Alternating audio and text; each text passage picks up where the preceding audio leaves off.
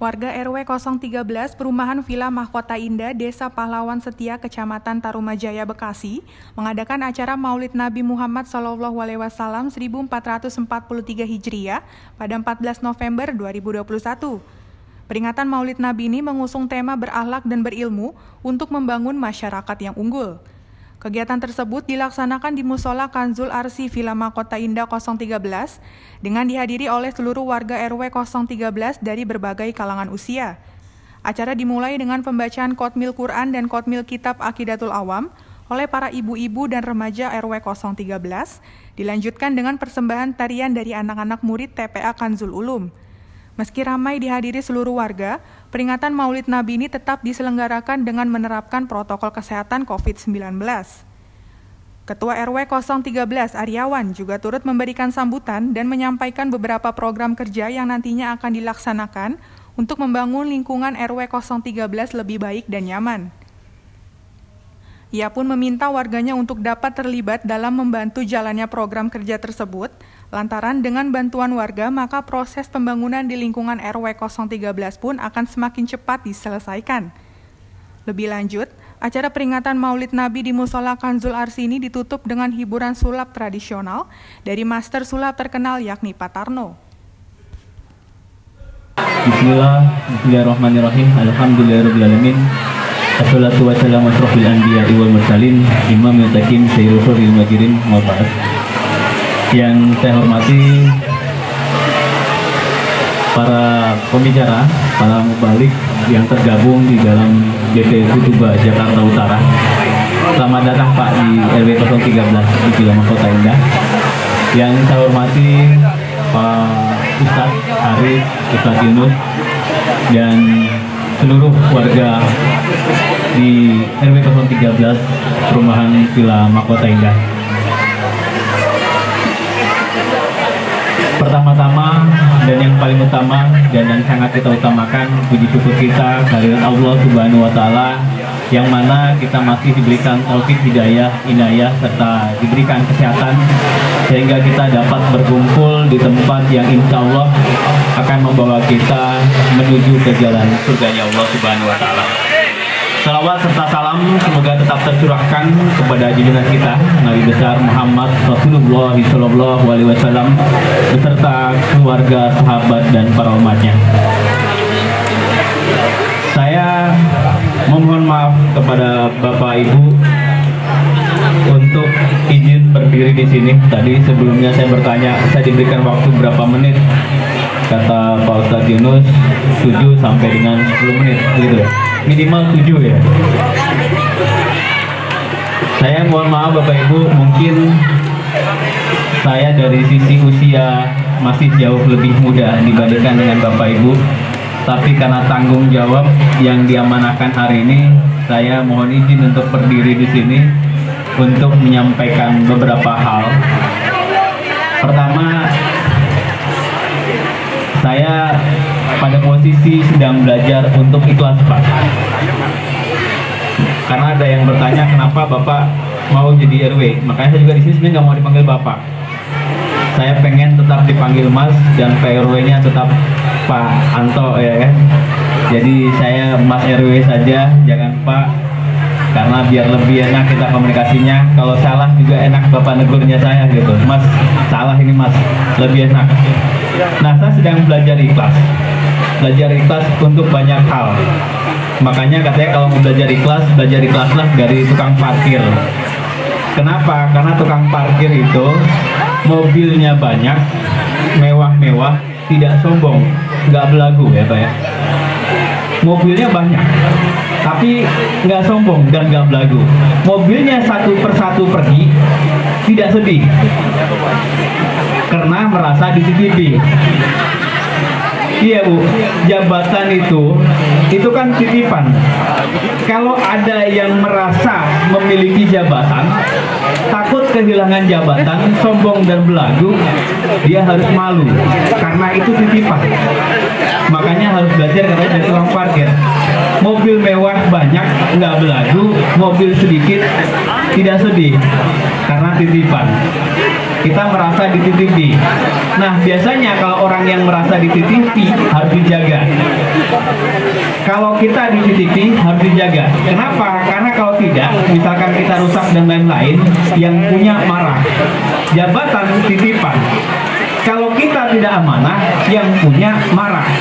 Makanya saya di sini juga untuk menghilangkan beban saya sampaikan dari waktu sertijab dan beberapa kali saya waktu itu sempat nanya sama Pak RW, Pak, di RW itu ada honornya enggak? Saya ulang lagi gitu kan. Dia bilang ada Mas. Ya udah, saya bilang honor RW saya nggak mau ambil, saya hibahkan untuk operasional kepengurusan. Kenapa? Karena saya nggak mau ini jadi beban. Saya cuma pengen saya menjalankan sesuatu karena saya sedang belajar. Saya masih muda.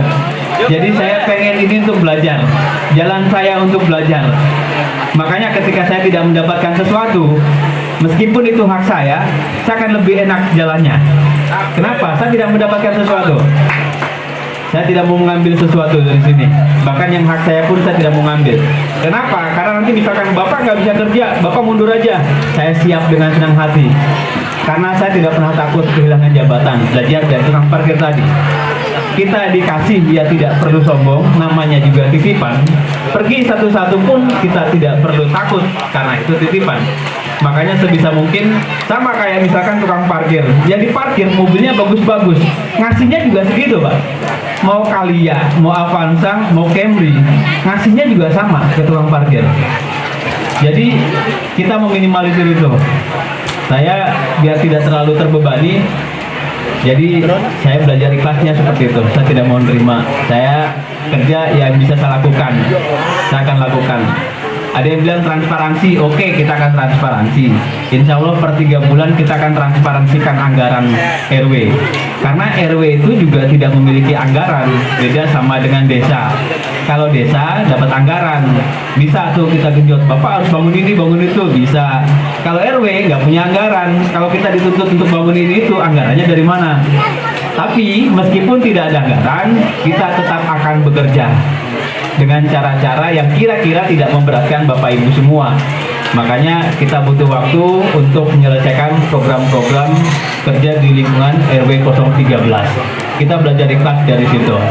Yang kedua, saya belajar ikhlas untuk diomongin orang. Ini luar biasa ya. Kalau kita diam, itu juga diomongin. Gimana sih RW kok nggak kerja? Kita kerja juga diomongin.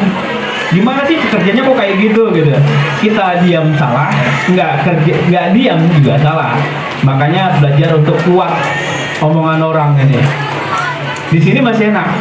Kemarin saya sempat dihujat sama netizen sekitar 3 minggu yang lalu. Itu sempat viral di Info Bekasi, Info Cikarang, Bekasi 24 jam, dan hampir saya hitung ada sekitar 13 media dan 1 media cetak tentang karangan bunga. Bahkan saat sempat trending di Google itu hampir 17 jam. Itu trending. Ketika orang ketik ketua RW, langsung keluarnya Aryawan. RW langsung Aryawan. Ada yang bilang kalau itu karangan bunganya diedit. Kita nggak berani kita ngedit. Katanya karangan bunganya pesan sendiri, ya kan? Jadi hari ini yang menghujat kita bukan orang yang berada di sekitar kita, bahkan orang yang tidak kenal juga ikut gitu loh. Makanya harus kuat telinganya, belajar dari situ. Nah, cuma yang paling penting adalah bagaimana kita menghindari informasi-informasi yang tidak benar, informasi-informasi hoax. Makanya ini kebetulan pas ada Pak Kiai, ada Ustadz, dari di dalam Islam sendiri itu sudah jelas banyak ayat-ayat yang menyebut tentang fitnah.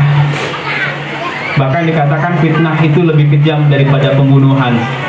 Kenapa? Karena hari ini banyak orang ngomong tapi tidak berdasarkan data dan fakta.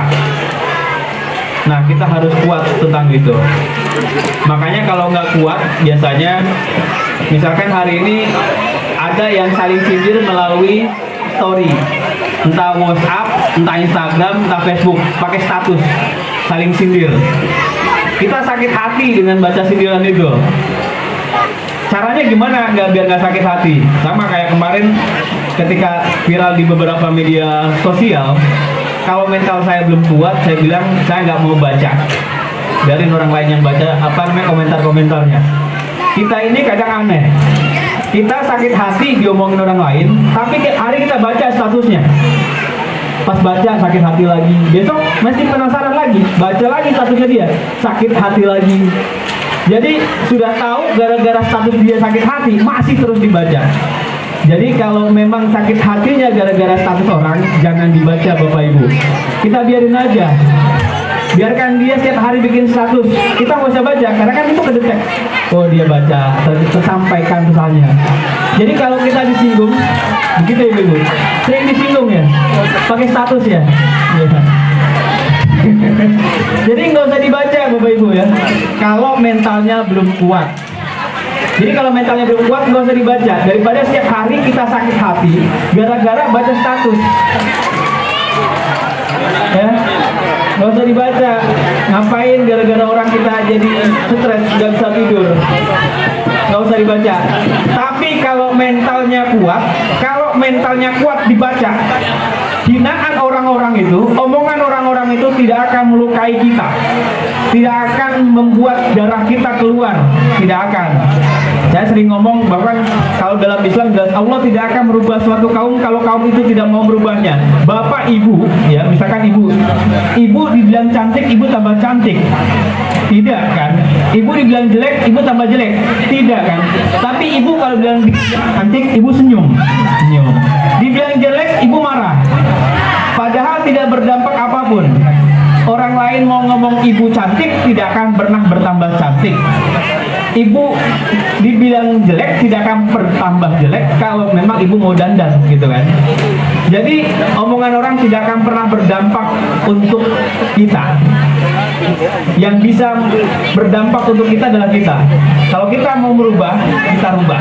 Kalau tidak ya seperti itu. Bahkan di dalam Islam pun sudah jelas, Allah tidak akan merubah suatu kaum kalau kaum itu tidak mau merubahnya. Jadi kuncinya di kita. Karena banyak yang bilang ada anak pejabat jadi penjahat. Ya.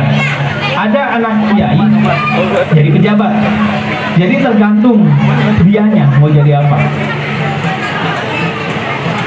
Jadi dari diri kita. Nah, kalau saya hari ini saya belajar untuk itu, belajar untuk ikhlas, belajar untuk menguatkan mental, mumpung masih muda. Saya belajar menguatkan mental.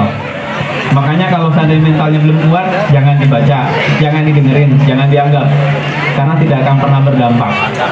Tapi kalau kuat ya udah, dengerin aja sebagai masukan. Kenapa? Karena kalau kekurangan kita menjadi perhatian orang, seharusnya kelebihan kita juga menjadi perhatian orang, seharusnya. Makanya kita harus tebal. Langsung tadi ada pesan, tolong nanti Pak RW juga sampaikan program-program apa yang mau dilaksanakan sampai dengan 3 tahun ke depan, sampai dengan 2024.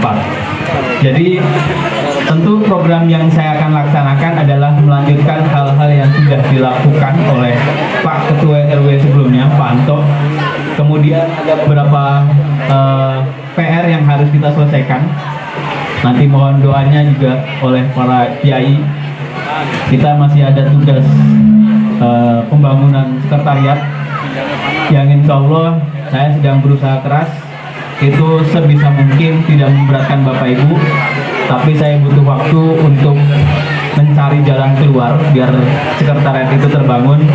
Kemudian jalan insya Allah ini kita sedang berusaha keras juga untuk bisa terbangun meskipun tidak dalam waktu yang sesingkat-singkatnya. Kalau yang cepat nanti Pak Tarno cukup tepuk tangan jadi. Tapi kalau kita nggak bisa, kita harus banyak perjuangan. Kemudian yang sudah kita garap yaitu identitas perumahan. Jadi sudah ada gapura untuk. Jadi kalau seandainya kemarin ada masukan, ada saudara mau ke sini bingung, ini perumahannya yang mana, tidak ada identitas sudah ada. Kemudian kita tetap minta Bapak Ibu untuk sama-sama kerjasama dan sama-sama bekerja. Saya minta untuk terlibat. Kalau tidak mau terlibat, jangan menghambat. Itu prinsipnya. Kadang kita lebih senang menghambat daripada terlibat. Bahkan Nabi bersabda, mudahkan urusan orang, jangan dipersulit. Gembirakan orang, jangan ditakut-takuti. Itu prinsip. Kalau Bapak Ibu mau membangun, mari sama-sama. Mari terlibat. Tapi kalau tidak mau, saya minta Bapak diam, Bapak Ibu diam, jangan menjadi penghambat. Mungkin itu Bapak Ibu, karena biasanya kalau saya sudah megang mic, ini bisa lama Pak Ustadz. Saya pikir baru 5 menit, ternyata udah 1 jam. Jadi saya cukupkan, kurang dan lebihnya mohon dimaafkan. Wabillahi taufik wal hidayah. Wassalamualaikum warahmatullahi wabarakatuh.